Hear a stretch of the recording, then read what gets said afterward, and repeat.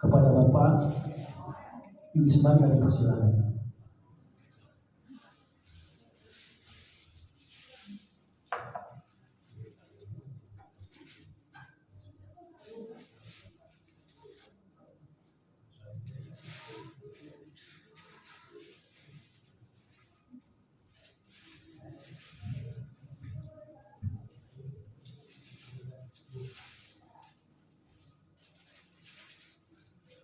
Bismillahirrahmanirrahim. Assalamualaikum warahmatullahi wabarakatuh.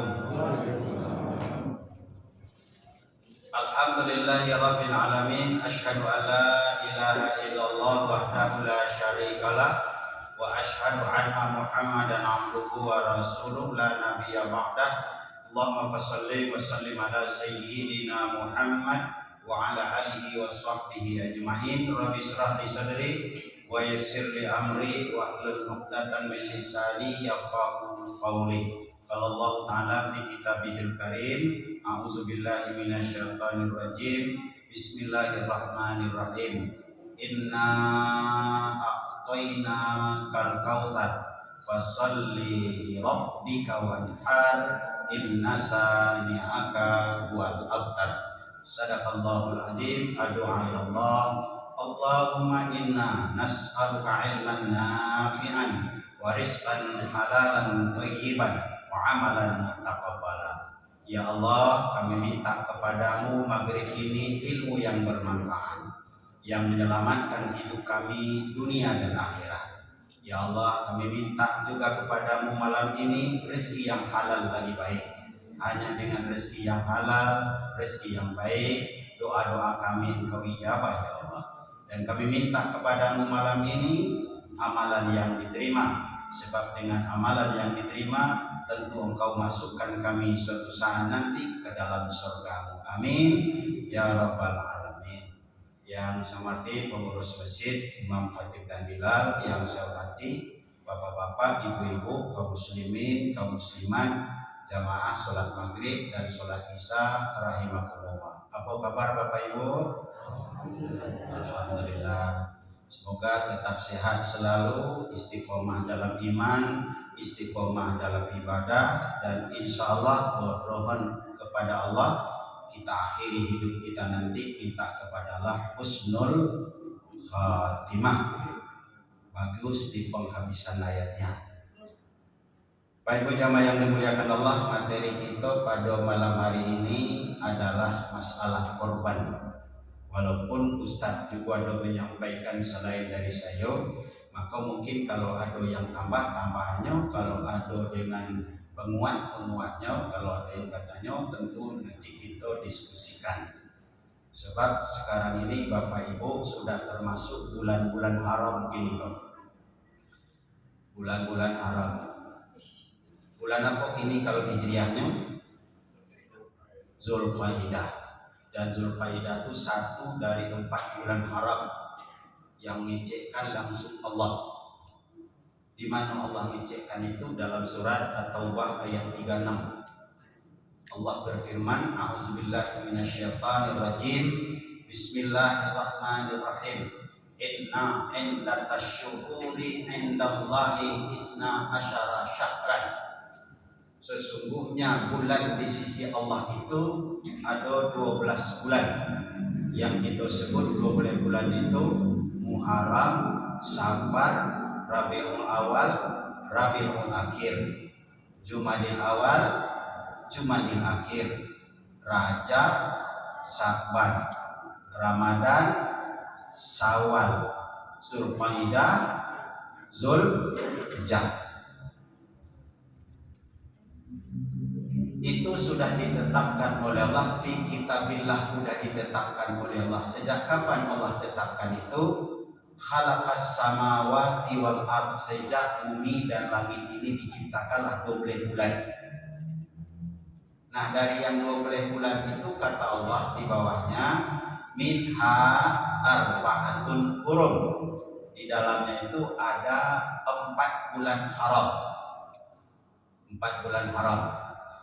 Di dalam hadis dijelaskan mana yang 4 bulan haram itu, 3 yang berturut-turut, 1 yang terpisah. Yang berturut itu dimulai dengan bulan yang ke-9, 10, yang ke-11, ke-12 dan 1. Berarti Zulqaidah, Zulhijjah, Muharram itu yang berturut-turut. Yang terpisah Rajab. Jadi Zulqaidah, Zulhijjah dan Muharram dan Rajab. Apa keistimewaan, keutamaan, atau kenapa dikatakan bulan haram? Bulan haram itu bulan yang suci dan tidak boleh kita nodai. Kenapa tidak boleh kita nodai? Sebab Allah sendiri mengatakan, "Wala taslimu fihinna anfusakum." Kalau kamu berada di bulan itu, kata Allah, kamu tidak boleh berbuat zalim. Taslimu fihinna anfusakum, kamu tidak boleh buat dosa, tidak boleh berbuat zalim, karena mengagungkan kesuciannya. Apa bedanya buat dosa di bulan haram itu dibanding bulan lain? Kalau kita buat dosa di bulan itu, berbuat zalim di bulan-bulan haram itu, maka dosa kita akan dilipat gandakan. Kesalahan cuma sekali, dosanya dua. Cuman ada juga sebaliknya. Kalau kebaikan yang kita lakukan di bulan-bulan haram itu, kebaikannya juga dilipat gandakan. Maka sering saya menyampaikan ke jemaah, kalau kita berada di bulan-bulan haram tersebut, jangan sekali-kali kita buat dosa, dan jangan sekali-kali kita dikit buat pahala. Itu simbol itu, Pak. Ketika kita berada di bulan haram ini, jangan sekali-kali kita buat dosa, dan jangan sekali-kali kita dikit buat pahala. Kenapa? Dosa 2 kali lipat, pahala 2 kali lipat. Hati-hati. Nah, ini kita berada di bulan Zulqaidah atau Zulhijjah? Zulqaidah. Tanggal berapa? Tanggal 6. Masuk tanggal 7. Jadi tanggal 6 baru. Berarti karena kita Zulqaidah, berarti termasuklah kita ini berada di bulan-bulan haram. Setelah Zulqaidah ada lagi bulan haram namanya Zulhijjah. Zulhijjah itu bulan yang ke-12.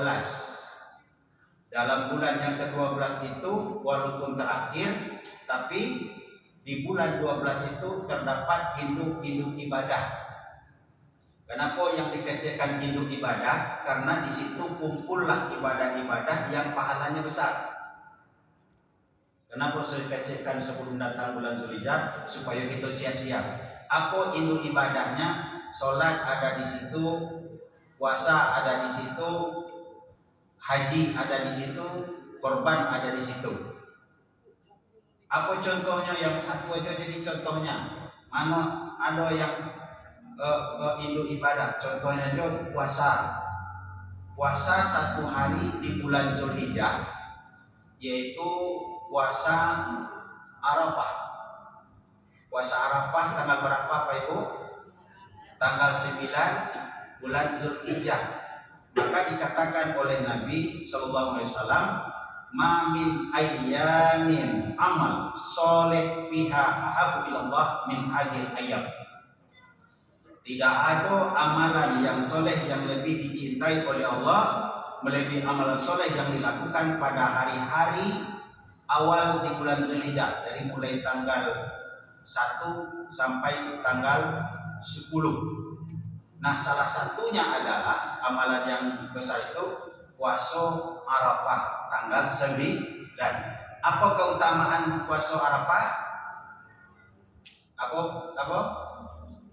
Keutamanya menghapuskan dosa setahun yang lalu dan setahun yang akan datang.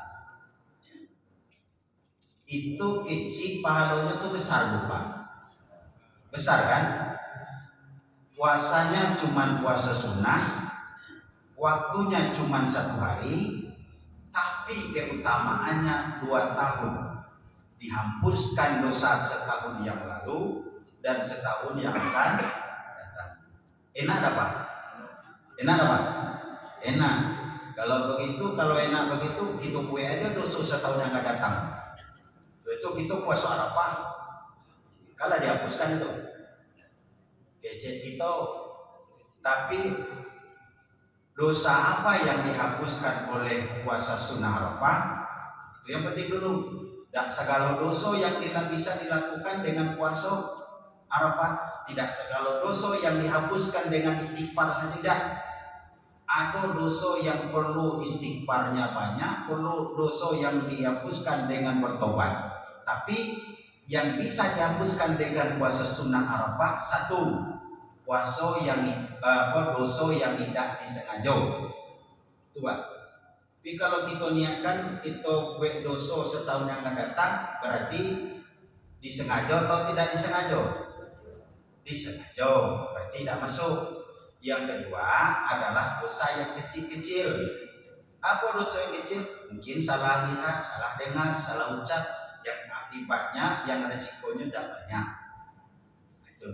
Jadi tidak ada pahala puasa sunnah yang lebih besar dari puasa Arafah.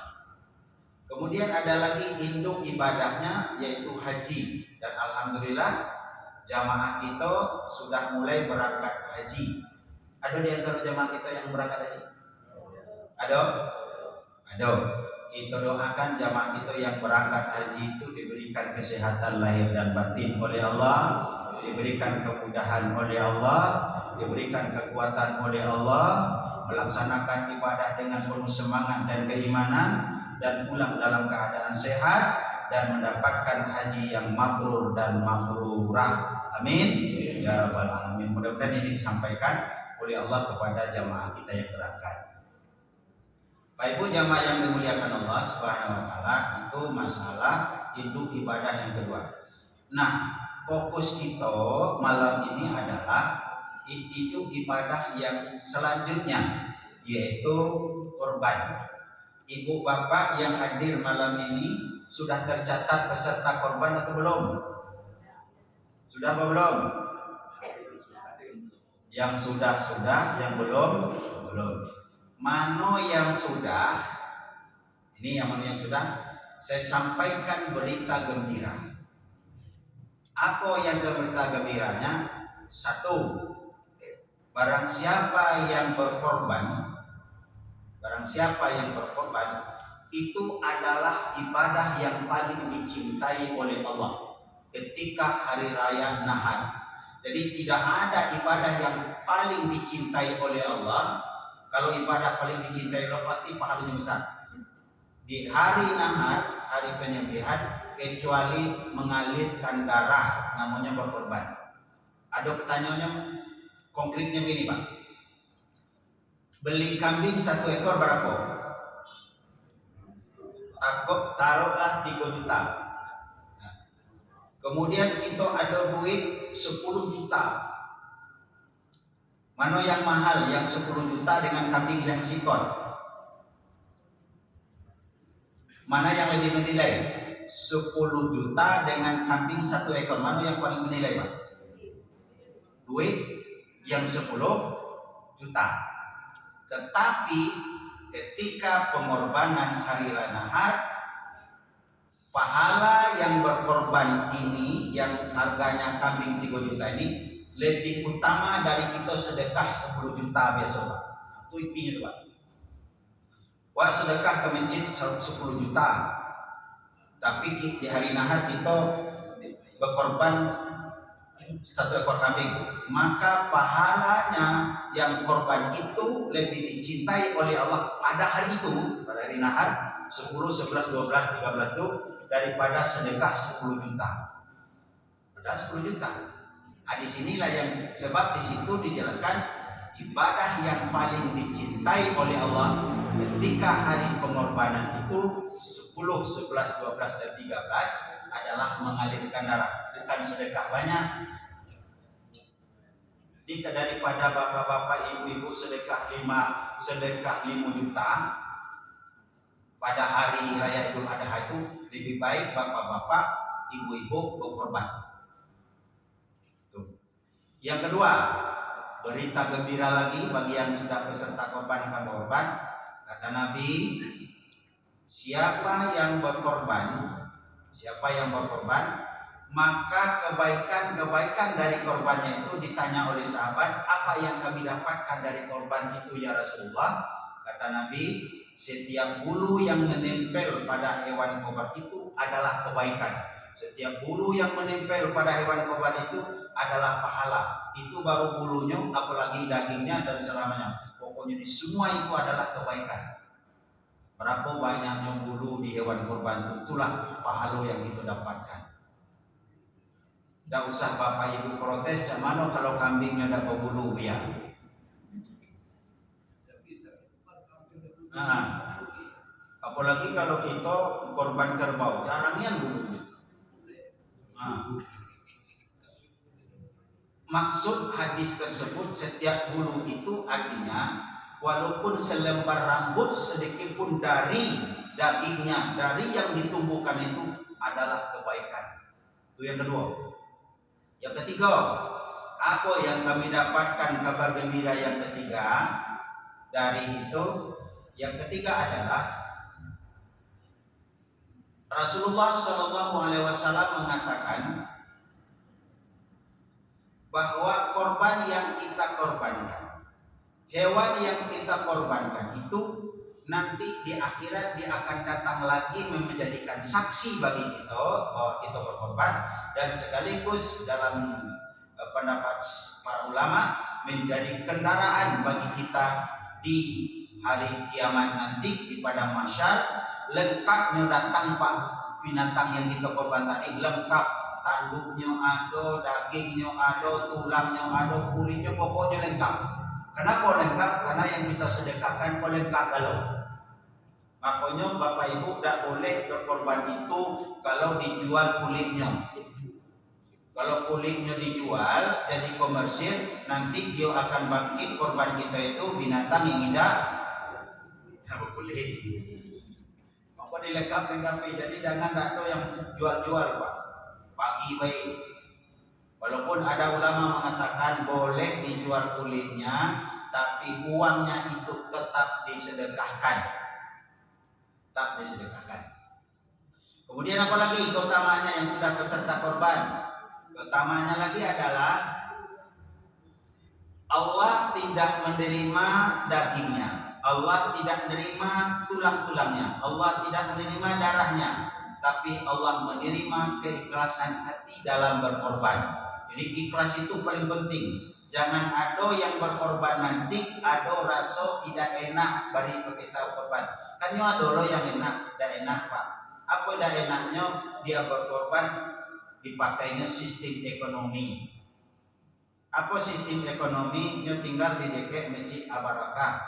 Korbannya 2.526. 2.600.000. Dia tinggal di sekitar inilah. Dia tanya, "Nyonya korban dong. Berapa korban di Masjid Abarakah?" Itu 2.600.000. Lebih baik kita korban di tingkat timur Situna. Ini kok di situ cuma 2.500.000. Hanya pergi ke situ pak. Nah, ini namanya sistem ekonomi. Yang penting itu bukan dagingnya, yang penting itu bukan tulang-tulangnya, yang penting ketakwaan, penyerahan diri. Ada satu lagi pak.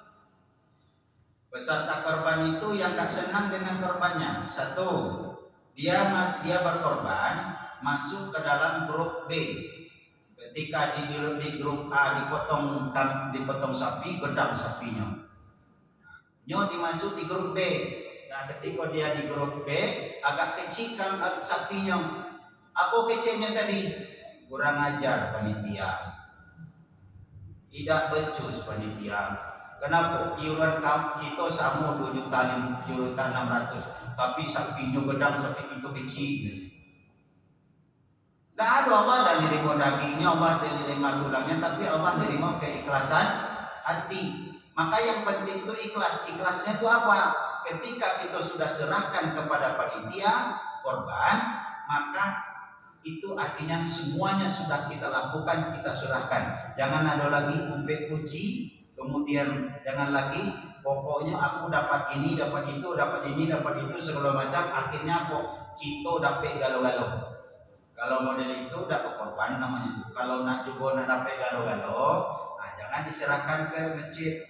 Beli kambing sendiri di rumah, potong di rumah sendiri, makan sendiri, bagikan sendiri. Itu maksudnya. Itu keutamaan bagi yang korban tadi Pak. Jadi ada berita gembiranya. Berita tidak gembiranya apa Pak? Mohon maaf. Ini perlu saya sampaikan.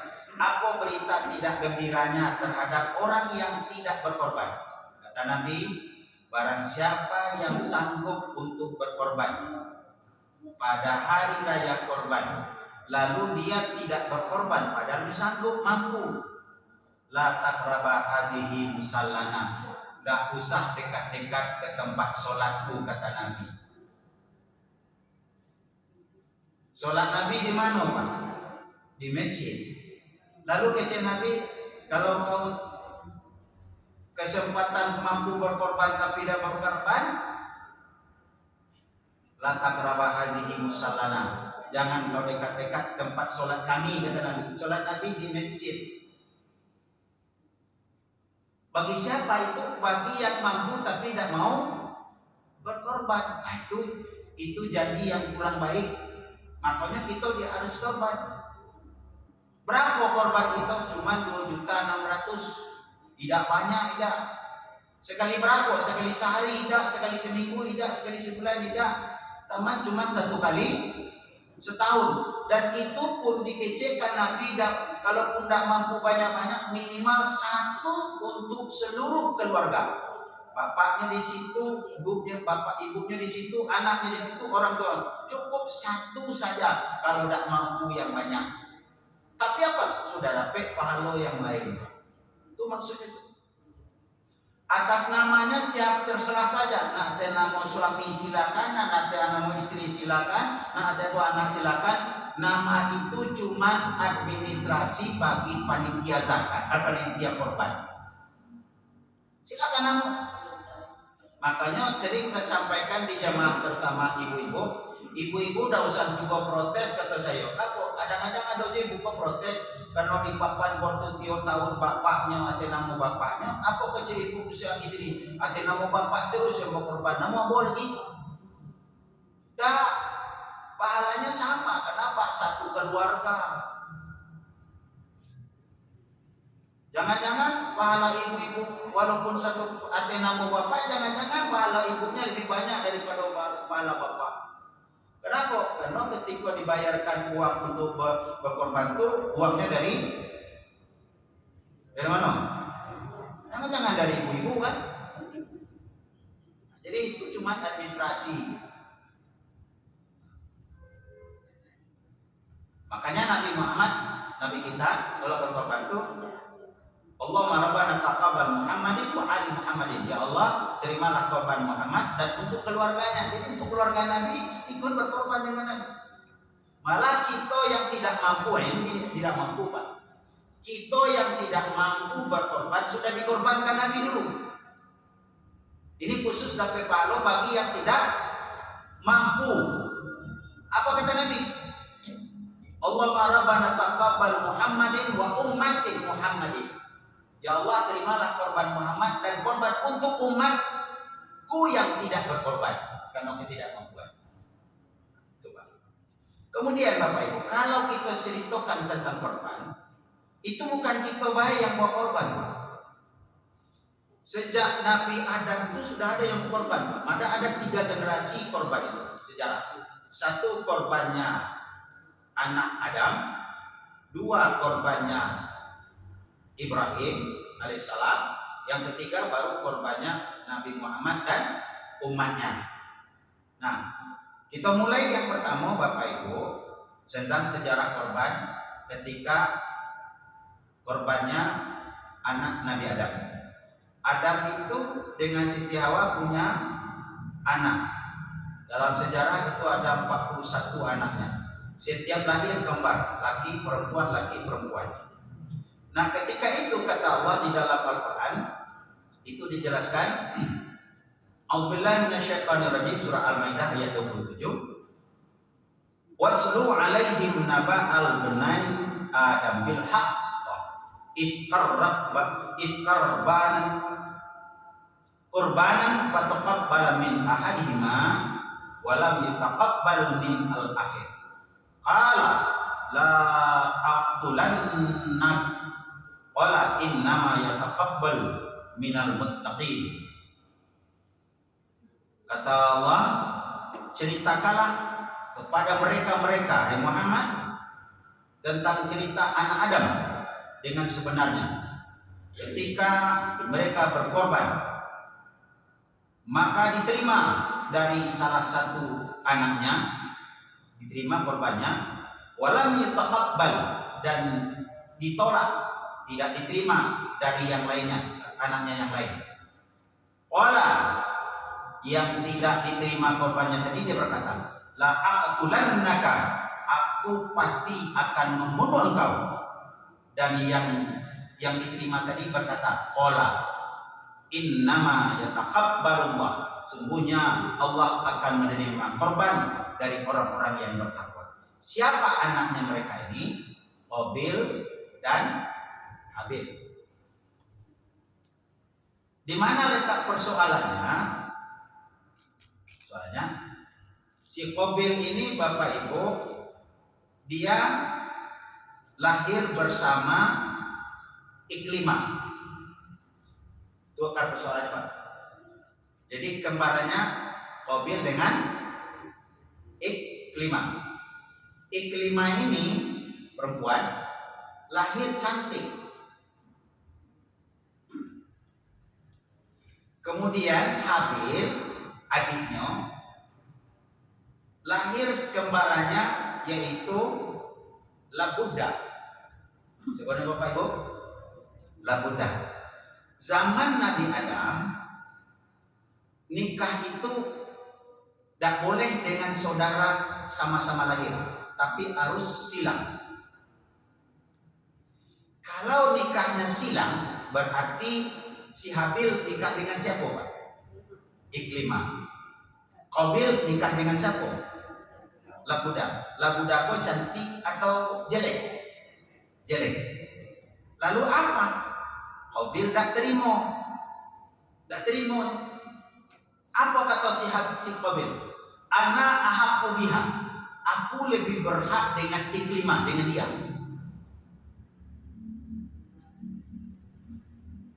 Dan dia, si Habil, berhak dengan yang satunya lagi, dengan Labuda. Walaysa hadza min Allah Ta'ala. Ketentuan ini sebenarnya bukan dari Allah, kata si Qabil itu kepada Nabi Adam. Wa inna ma huwa ra'ika, melainkan hanya akal-akalan bapak saja. Kecil.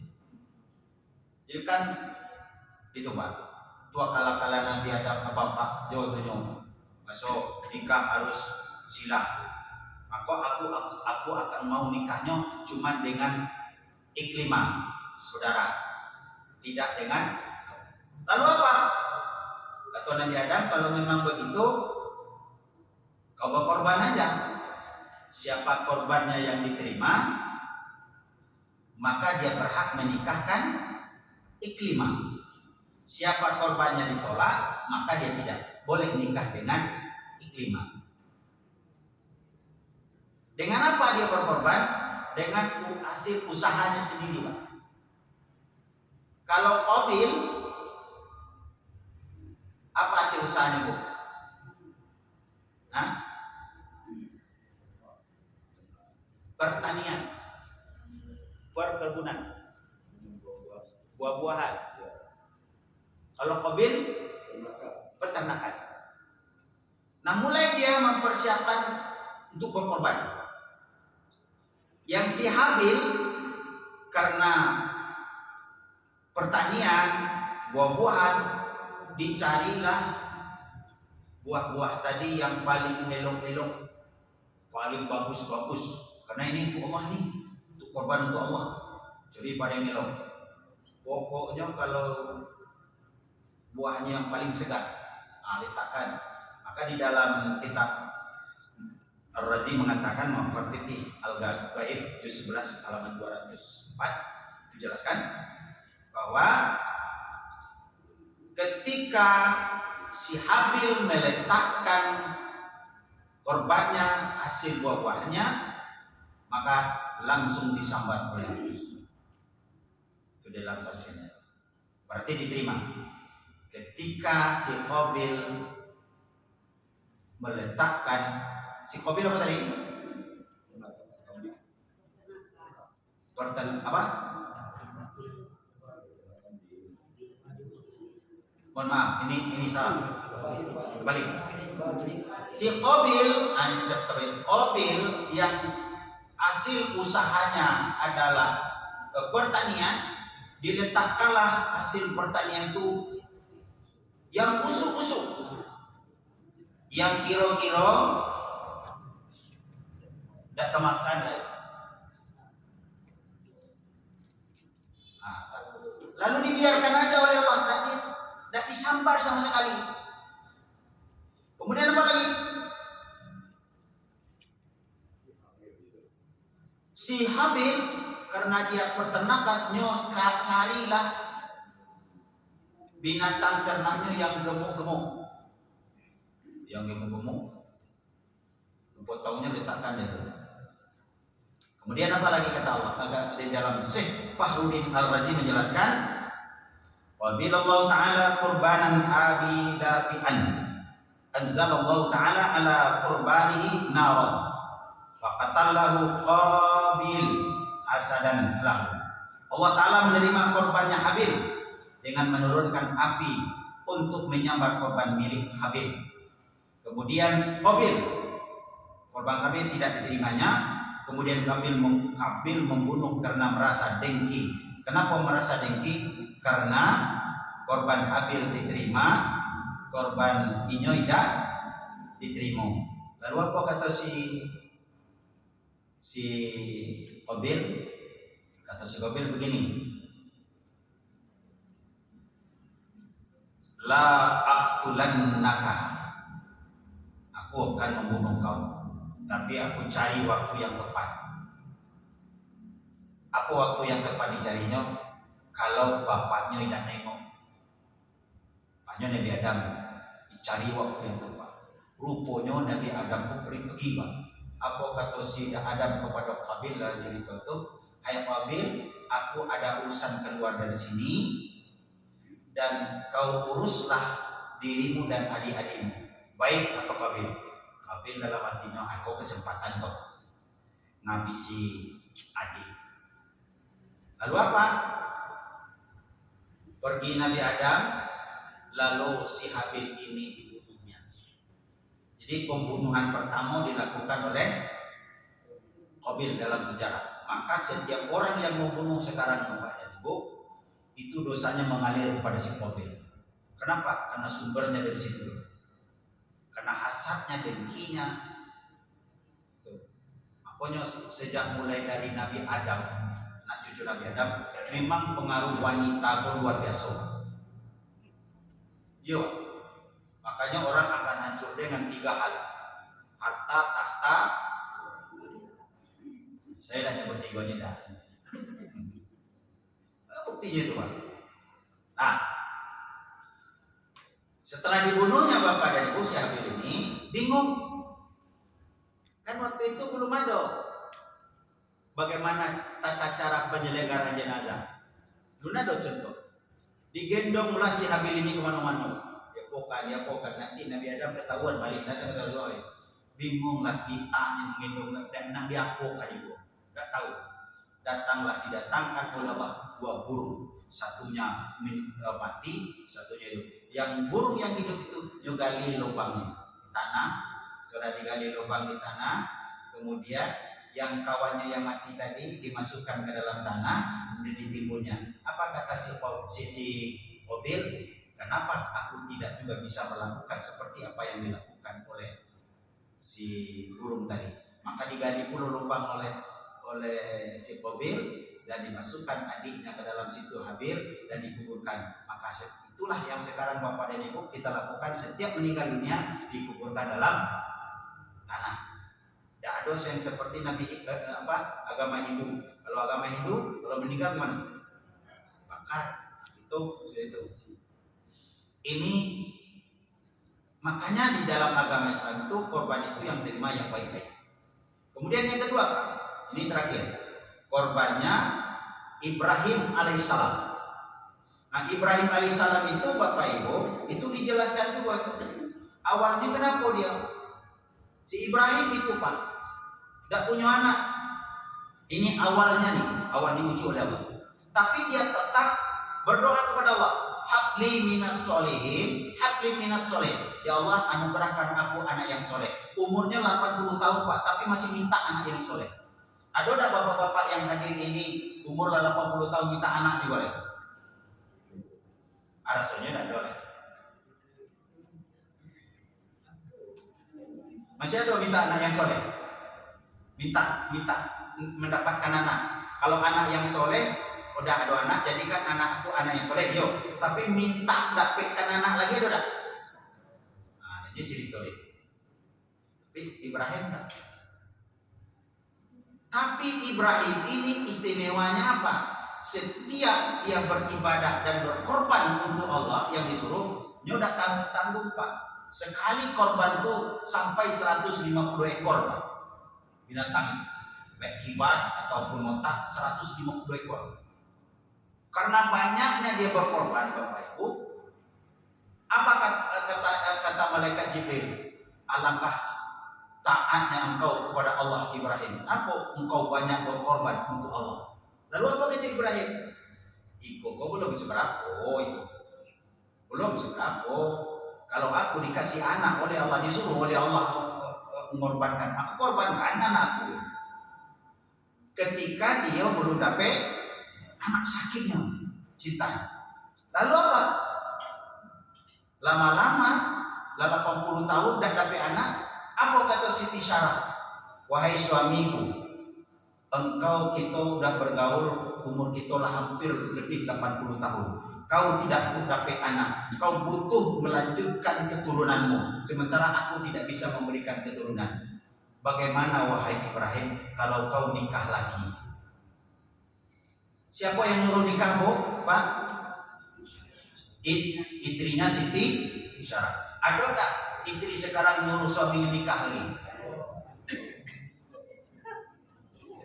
Ada, tapi 1 banding. Ini Siti Syarah nih suaminya nikah lagi. Kalau ada ibu-ibu sekarang nikah, yang paling banyak tuh nikahlah tapi langkahi. Tapi masih ada Pak orang yang istrinya carikan suami untuk mencarikan istri untuk suaminya loh sama sekali. Tapi itu kan jarang lah itu Pak. Ibrahim tak mau Pak. Saya tak mau, saya cuma engkau sendiri. Tapi kita butuh keturunan, engkau butuh keturunan, melanjutkan cerita, menyuruhkan sejarah para nabi ini. Tak mau. Didesak terus Pak. Karena Nabi Ibrahim didesak, kalau memang kau desak terus, apa boleh buat?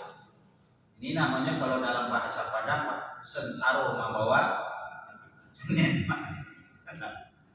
Kata Ibrahim, siapa yang akan mau dengan saya? Aku pula bohong. Siapa lagi kalau bukan Siti Hajar, pembantu kita siang hari siang malam dia ngomong gitu. Mau tak dia masih bodoh? Coba dulu. Akhirnya apa? Dinegosiasi. Mau Siti Hajar. Nikah Pak. Hidup satu rumah. Tak lama kemudian Bapak Ibu berbulan kemudian Siti Hajar hamil. Senang berdua kata di Siti Hajar. Senang Siti Syarah senang. Tapi ketika lahir mulai berpikir Ibrahim. Kalau lama-lama di sini pasti ada kecemburuan sosial dari Siti Syarah ini. Lebih baik anakku aku bawa, istriku aku bawa yang Siti Hajar. Aku pisahkan. Apa kata Ibrahim? Hai Siti Hajar, gendong anakmu kita berangkat Pak. Sampailah siang hari siang malam berangkat. Sampailah di yang sekarang ini yang disebut dengan Mekah. Tidak ada makanan, tidak ada minum, tidak ada tanda kehidupan. Tinggalkan di situ. Berapa lamanya meninggalkan anaknya di situ dengan istrinya? Ini singkatkan saja karena waktu Pak. Itu lebih kurang 8-9 sampai berusia bisa berusaha dengan dia. Lalu apa? Datang wahyu kepada Nabi Ibrahim untuk menyembelih anaknya. Sekali dua kali bapak dan ibu dia biarkan saja. Tapi setelah yang ketiga, maka kata Ibrahim, ini bukan lagi mimpi, tapi ini adalah wahyu. Karena ini perintah, datang dia kepada Nabi Ismail di Mekah. Ketemu, udah 8-9 tahun dah ketemu dengan anak seorang itu. Apa kata Ibrahim ketika itu? Dalam surah Asy-Syaffat ayat 102. Auzubillahi minasyaitonirrajim. Bismillahirrahmanirrahim. Falamma balagha ma'as-sa'ya qala ya bunayya inni ara fil manam anni asbahuka fansur maza tara. Qala ya abatil ma tu'maru satajiduni insyaallah minas sabirin. Maka ketika anak itu sampai pada usia sanggup berusaha bersamanya Ibrahim, maka Ibrahim berkata kepada anaknya, "Ya bunayya, wahai anakku, ara fil manam."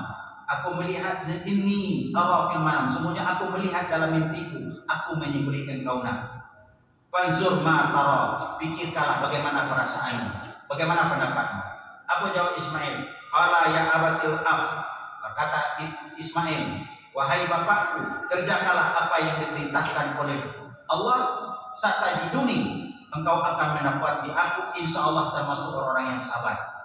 Ini percakapan antara ayah dengan anak. Lakukanlah ya, kalau itu perintah Allah, insyaallah aku pun termasuk orang yang sabar. Itu anaknya anak Ibrahim. Kalau anak itu kira-kira apa jawabannya Pak?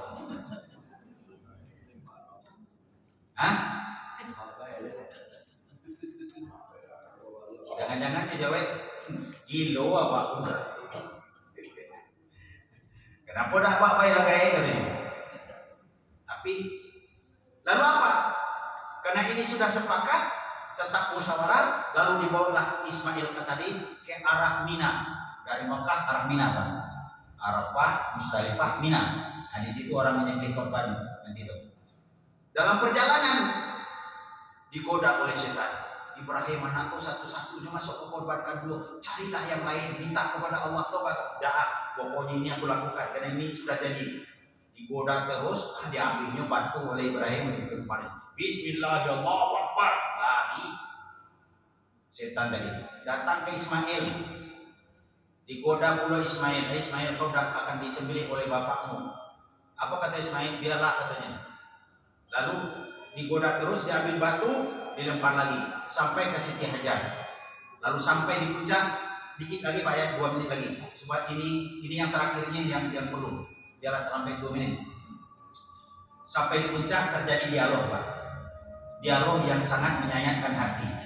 Apa kata Ismail ketika sudah sampai di puncak? Wahai ayahku, sebelum engkau menyembelih aku sebagai pengabdian kepada Allah, aku minta kepada engkau wahai ayahku. Yang pertama, tutuplah mata ayah supaya jangan langsung melihat aku yang akan menyebabkan ayah itu merasa iba dalam menyembelih aku. Yang kedua, tajamkan pisau ayah supaya proses penyembelihan saya tidak merasakan begitu lama sakitnya. Kenapa? Tuh. Apakah tak goncang Ibrahim goncang Pak? Yang ketiga, ikatlah tanganku dan kakiku ya supaya aku tidak banyak bergerak. Yang keempat, bukalah bajuku, jangan sampai bajuku ini kena darah. Dan setelah itu, berikan kepada ibuku sebagai oleh-oleh dan kenang-kenangan masa aku sudah pergi.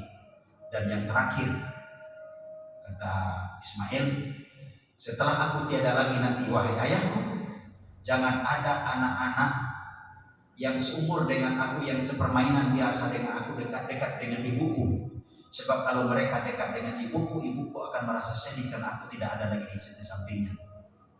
Bergoncang Nabi Ibrahim ketika itu. Lalu Nabi Ibrahim memeluk anaknya tadi. Tak tahan dia menangis, terseduh-seduh. Lalu apa kata Ibrahim? Engkau anakku adalah yang paling berbakti. Kemudian dilakukanlah apa yang disampaikan tadi. Mulai digorok, tapi pisaunya tidak mempan. Kenapa pisau tidak mempan kata Ibrahim? Dia ambil batu besar Pak, pukulnya ke batu, belah dua batu, tapi ke Ismail tidak mempan. Lalu apa?